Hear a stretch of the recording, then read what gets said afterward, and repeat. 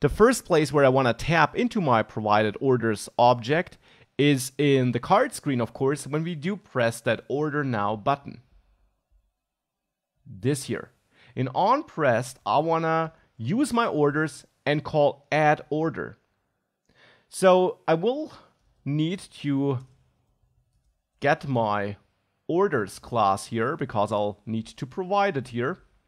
And I want to provide it down there in onPressed with providers of orders, and of course pass context as an argument, and it's not providers but just provider.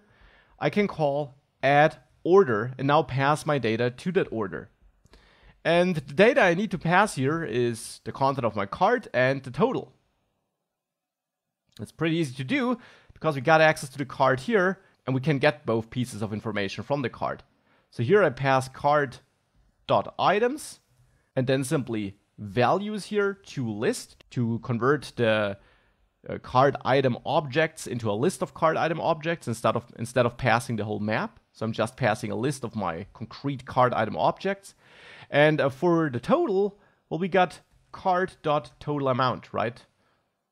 So that's in the end what I pass here as a total for the order.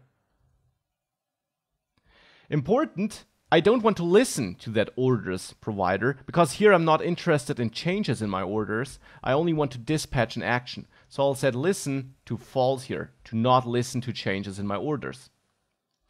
And now with that, we're dispatching this. I also want to clear my cart here, and I can do this on my cart. The cart variable here is coming from this listener. And there I want to call clear. And now, of course, here, up there, I am listening to my cart. And that's important because clear will now actually clear all elements from the cart and then call notify listeners. And that is, of course, something which should be reflected in the cart screen. So it's good that I'm listening to changes in cart here, but not to changes in orders. Let's give that a try. Do a full refresh here maybe. And then let's add a couple of items to the cart here. And let's click Order Now. And you see, this clears the cart. We get no confirmation about our order that was placed, so that's probably something we should add. And of course, we can't view our orders. So that's the missing piece, that we now also need our orders page, which allows us to see our orders